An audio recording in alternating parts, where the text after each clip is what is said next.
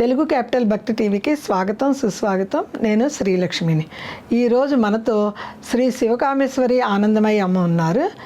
శ్రీ శివకామేశ్వరి గారు నమస్కారం అండి. నమస్కారం శ్రీలక్ష్మి గారు. అమ్మ, మీరు చతుర్బాహు సమన్విత అన్నారు. చతుర్బాహుల నుంచి 4 వేదాలు వచ్చినాయి అన్నారు. ధర్మ అర్థ కామ మోక్షాలు వచ్చినాయి అన్నారు. దాని గురించి వివరించండి అమ్మా. నమస్కారం శ్రీలక్ష్మి గారు. అందరికీ శ్రీమాత్రే నమః, శ్రీ గురుభ్యో నమః. చతుర్బాహు సమన్విత అంటే 4 వేదములు అని చెప్పుకున్నాం. 4 వేదములు. అలాగే ధర్మార్థ కామ మోక్షాలు, ఋగ్యజుర్ సామ అధర్వణ వేదములు.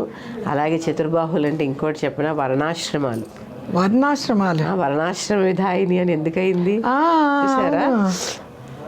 గృహస్థాశ్రమం, బ్రహ్మచర్యం, గృహస్థాశ్రమం, వానప్రస్థము, సన్యాసాశ్రమము. 4 ఎన్ని ఉద్భవించాయి. ముందు చతుర్బాహువులు చెప్పడానికి మనిషికి ఏం అవసరమో భగవత్తత్వం తెలుసుకోవడానికి అవి ఉద్భవించాయి. ముందు చెప్తుంది ప్రామాణికం ఏంటి, మనిషి ఎలా ప్రవర్తించాలి అంటే ముందు వేదాలు పుట్టాయి. ఆవిడ బాహువులు వేదాలు అయ్యాయి. తర్వాత ఏమయ్యాయి? ధర్మార్థ కామ మోక్షాలు అయ్యాయి. తర్వాత ఏమయ్యాయి? చతురాశ్రమాలు, చతుర్వర్ణాశ్రమాలు, బ్రహ్మచర్యము, గృహస్థము, వానప్రస్థము, సన్యాసాశ్రమాలు అయ్యాయి. అలాగే ఇంకా తెలుసా అండి, ఖనిజ సంపద, జంతు సంపద, వృక్ష సంపద, మనుష్య సంపద. మనిషి కూడా సంపదే కదా. చూడండి ఎంత సంపదలో ఈ 4 కూడా చతుర్బాహువులయ్యాయి. 4 సంపదలు. ఇక్కడ మనము తెలుసుకోవాల్సిన వేదములని చెప్పాము. ఈ వేదముల్లో 4 మహావాక్య చతుష్టయములు. చతుష్టయం అంటే 4. అవి ఒక్కసారి మనము అందరూ, ఇది ఉపనిషత్తు వాక్యములు, చాలా శ్రద్ధగా తెలుసుకోవడానికి. ఎందుకంటే అందరూ అహం బ్రహ్మాస్మి అంటారు. అదేంటో ఇంతవరకు ఎవరికైనా తెలుసా? అంటం తెలుసు చెప్పడానికి. ఎందుకంటే అమ్మవారి యొక్క 4 బాహువులు ఏంటో చెప్పుకోవడానికి మాత్రమే మనం ఇక్కడ మహావాక్య చతుష్టయం గురించి చెప్పడం జరుగుతోంది. మొదటిది ప్రజ్ఞానం బ్రహ్మ. భగవంతుడు అంటే ఏంటో అర్థం చేసుకోండి ఇప్పుడైనా. చెప్పండి. ప్రజ్ఞానం బ్రహ్మ. ఇది ఎందులోది? ఋగ్వేదములోని ఐతరేయోపనిషత్తులోంచి వచ్చిన లక్షణ వాక్యము. దీని పేరే చూడండి, లక్షణ వాక్యము, మహావాక్యం ఏంటి? మొదటిది ఋగ్వేదంలోంచి వచ్చినది ప్రజ్ఞానం బ్రహ్మ. అందులో అమ్మవారి ఒక చెయ్యి ఏంటి? ప్రజ్ఞానం బ్రహ్మ. అసలు ఈ ప్రజ్ఞానం బ్రహ్మ అంటే ఏంటి? ప్రజ్ఞానం అంటే ఏంటి తెలుసుకుందాం. ఏనేక్షతే శృణోతీదం జిఘ్రతి వ్యాకరోతి చ స్వాద్యస్వాదు విజానాతి తత్ప్రజ్ఞానముదీరతం. అంటే పరబ్రహ్మని చూచుచు, వినుచు, వాసన చూచుచు, విస్తరింపచేయుచు, మంచి చెడ్డలను గ్రహించుటయే ప్రజ్ఞానము.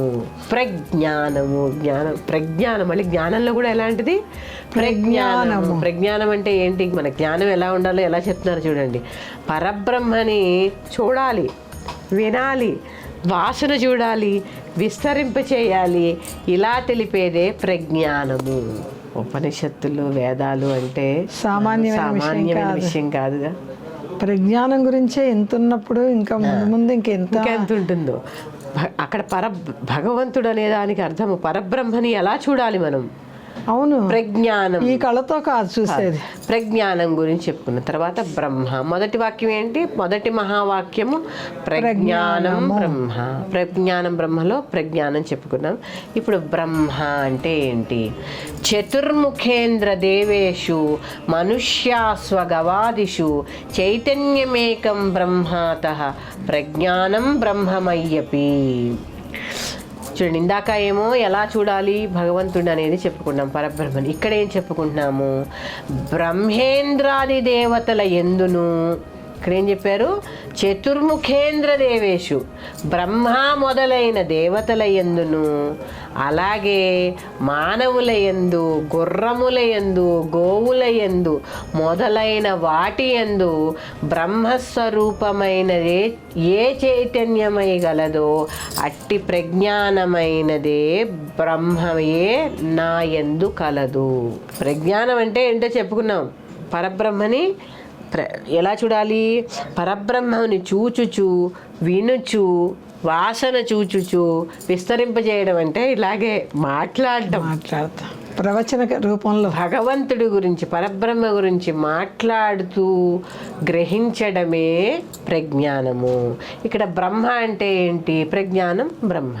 బ్రహ్మ అంటే ఏంటి?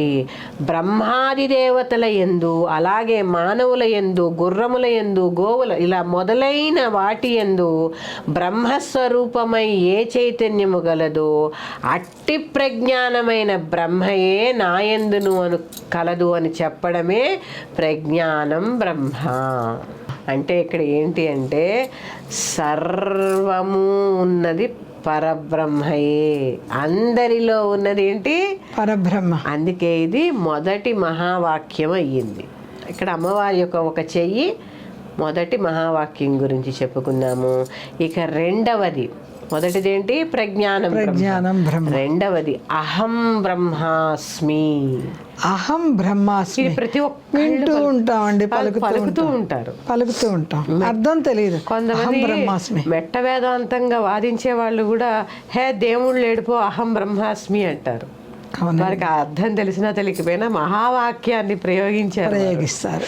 ఇక్కడ అహం బ్రహ్మాస్మి అంటే ఇక్కడిది యజుర్వేదములోని బృహదారణ్యకోపనిషత్తులో స్వానుభవన వచనము. ఇందాకడదేమో లక్షణ వాక్యము, ఇది స్వానుభవానికి. ఇందాక పరమాత్మని ఎలా చూడాలో చూసాము, అది స్వానుభవంలోకి తెచ్చుకున్నాక నేనే బ్రహ్మని అని చెప్తున్నాము.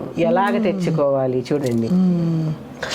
పరిపూర్ణ పరాత్మాస్మిన్ దేహే విద్యాధికారిణి బుద్ధే సాక్షితయా స్థిత్వా స్ఫురన్నహమితీర్యతే. అమ్మవారిది ఇంకొక చెయ్యి. చతుర్బాహువుల్లో ఒక వాక్యం ఒక చెయ్యి. ఇప్పుడు రెండో వాక్యం అహం బ్రహ్మాస్మి. దాని గురించి చెప్పుకున్నప్పుడు అహం అంటే ఏంటి చెప్తున్నారు చూడండి. అహం అంటే ఏంటి అంటే నేను అనేది ఏంటో చెప్తున్నారు చూడండి, ఎంత సింపుల్ గా. నేను అన్నా ఏం చెప్పారు? పరిపూర్ణ పరాత్మాస్మిన్ దేహే విద్యాధికారిణి బుద్ధే సాక్షితయా స్థిత్వా స్ఫురన్నహమితీర్యతే. ఈ శరీరమందు పరిపూర్ణుడైన పరమాత్మ బుద్ధికి సాక్షిభూతుడై ఉండి ప్రకాశించువాడై నేను అని చెప్పబడుతున్నాడు. నీ బుద్ధికి సాక్షిభూతుడైన, ఇందాక చెప్పామే పరబ్రహ్మ, వాడే నేను. ఎంత గొప్ప విషయాలండి ఇవి. అమ్మవారి యొక్క ఇంకొక చెయ్యిలో అహం బ్రహ్మాస్మిలో అహం చెప్పుకున్నాం. ఇప్పుడు బ్రహ్మాస్మి గురించి చెప్పుకుందాం. స్వతః పూర్ణ పరాత్మాత్ర బ్రహ్మశబ్దేన వర్ణిత అస్మీత్యైక పరామర్శ తేన బ్రహ్మ భవామ్యహం. అంటే స్వతసిద్ధముగా పరిపూర్ణుడై ఎప్పుడైతే భగవంతుడిని గురించి మాట్లాడుతూ, భగవంతుడిని గురించి చూస్తూ, భగవంతుడి గురించి వింటూ ఉంటాడో ఆయన ఏమయ్యాడు? చివరికి ఆ నేను అనేది ఎవరో తెలుసుకోగలిగాడు. ఈ నేను అనేది తెలుసుకున్న తర్వాత ఏమయ్యాడు చూడండి, స్వతసిద్ధముగా పరిపూర్ణుడైపోయి ఆ పరమాత్మయే బ్రహ్మశబ్దం అవుతున్నాడని చెప్పి జీవ బ్రహ్మల యొక్క ఐక్యతే, జీవాత్మ పరమాత్మ యొక్క ఐక్యతమే అస్మి. జీవాత్మ పరమాత్మ యొక్క ఐక్యత. అహం అంటే నేను అంటే ఎవరు? మన జ్ఞానానికి సాక్షిభూతుడై ఉన్నవాడు నేను అంటే పరబ్రహ్మ. ఆ పరబ్రహ్మ ఎవరైతే అహానికి అహం బ్రహ్మాస్మి, జీవాత్మకి పరమాత్మకి ఐక్యత ఉండడమే అస్మి అంటే అను శబ్దము. ఇదొక లక్షణ వాక్యం. అంటే ఆ బ్రహ్మస్వరూపుడిని, అహం అంటే నేనే బ్రహ్మస్వరూపుడిని అగుచున్నాను అని చెప్పి ఇక్కడ అమ్మవారి యొక్క రెండవ చేతి గురించి చెప్పారు. అహం బ్రహ్మాస్మి. ఇక మూడవది అంటే చూడండి, ఇక్కడ ఋగ్వేదము యజుర్వేదంలోని మహావాక్యాలు చెప్పుకున్నాము. ఇక మూడవది తత్వమసి. తత్వమసి ఇది సామవేదములోని చాందోగోప్యనిషత్తులో ఉపదేశ వాక్యము. ఇది అమ్మవారి యొక్క మూడవ చెయ్యి, మూడవ బాహువు గురించి చెప్పుకుంటున్నాము. ఏకమేవా ద్వితీయం సన్నామరూప వివర్జితం సృష్టే పురాధునాప్యస్య తాదృక్త్వంత ద్వితీర్యతే. ఏకమైనది అద్వితీయమైనది అగుచు నామరూపరహితమై, పేరు లేదు, రూపం లేదు, సృష్టికి పూర్వమే పరబ్రహ్మము ఉన్న, పుష్టికి పూర్వమందే ఉన్న పరబ్రహ్మమే త్వం. ఇక్కడేంటి తత్ అనేది, త్వం అంటే నీవు, తత్ అంటే ఆది, ఆది నుంచి అంటే సృష్టికి పూర్వమే ఉన్నదే తత్వ శబ్దవాచ్యమై చెప్పబడుచున్నది. ఏదైతే సృష్టికి పూర్వం ఉందో అది తత్వవాక్యం. అసి అంటే ఏంటి? శ్రోతుర్దేహేంద్రియాతీతం వస్తుతస్త్వం పదేరితం ఏకాదాగ్రాహ్యతే సీతి తదైక్యమనుభూయతాం. ఈ శరీరమునకు ఇంద్రియములకు అతీతమై ఉన్నది బ్రహ్మపదము. ఈ బ్రహ్మపదములో ఏకత్వం ఏదైతే గ్రహిస్తూ ఉంటారో అదే అసి. తత్ అంటే ఏంటి? త్వం అంటే నీవు, తత్ అంటే ఆది. ఏదైతే సృష్టికి పూర్వమైనదని మనం గ్రహిస్తూ ఉంటామో అదే అసి, అదే తత్వమసి. ఇక్కడ 3 వాక్యాలు చూసారు, ఎంత బ్రహ్మాండమైన వాక్యాలు. అహం బ్రహ్మాస్మి గురించి తెలుసుకున్నాము, తత్వమసి గురించి తెలుసుకున్నాము. ఇక 4వ బాహు అమ్మవారిది ఏంటి? అయమాత్మా బ్రహ్మ. అయమాత్మ బ్రహ్మ.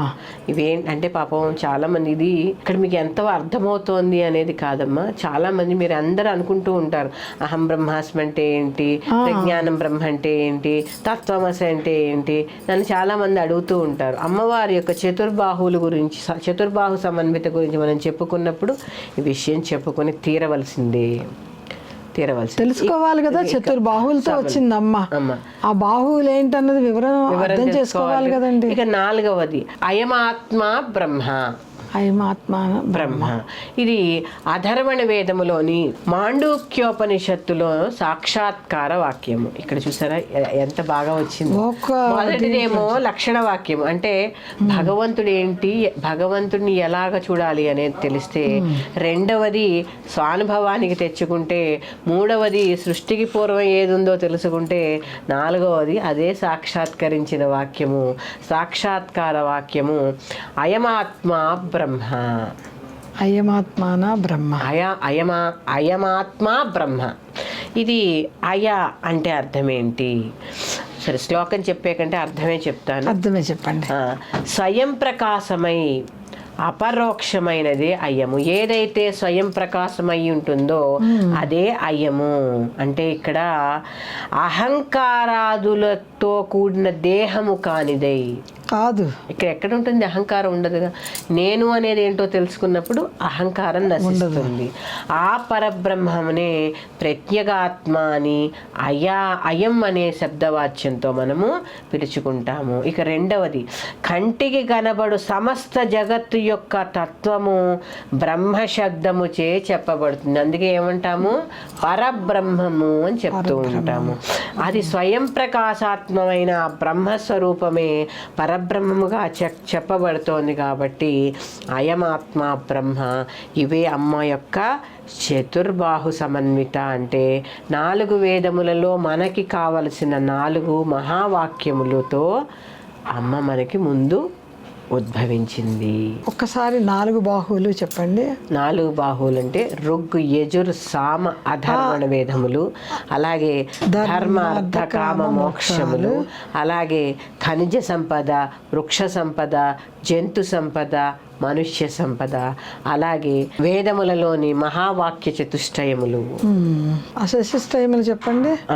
మొదటిది ప్రజ్ఞానం బ్రహ్మ, రెండవది అహం బ్రహ్మాస్మి, మూడవది తత్వమసి, 4వది అయమాత్మ బ్రహ్మ. ఇవి చతుర్బాహువులు. మనం అనుకుంటాము 4 చేతులతో ఉద్భవించిందమ్మా అని అనుకుంటాం.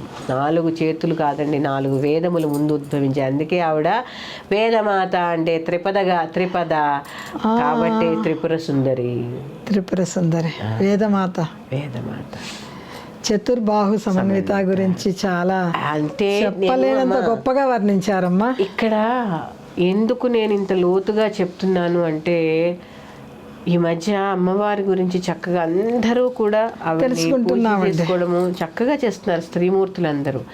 ఆ తత్వం తెలుసుకుంటే ఇంకా స్వానుభవంలోకి తెచ్చుకుని బాగా చేసుకుంటారని చెప్పే అసలు కొన్ని విషయాలు చెప్పకూడనివి కూడా చెబుతున్నాను.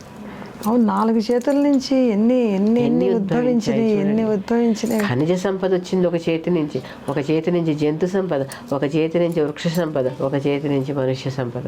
ఇవన్నీ సంపదలు, ఇవన్నీ ఆవిడే. నిజమే. ఎందుకు వచ్చింది దేవకార్య సముద్యత.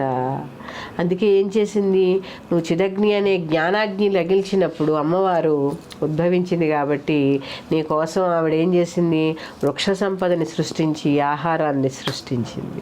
నిజమే కదా, మనిషికి కావాలి కదా. ఒక్కొక్క పని చేసుకెళ్తాం చూడండి. ఈ దేవుళ్ళు అయిపోయిన తర్వాత వీళ్ళకి ముందు వేదాలు కావాలి, ప్రామాణికం కావాలిగా బతకడానికి. అవునవునవును. వేదాల్లోంచి మహావాక్య చతుష్టయాలు సృష్టించింది.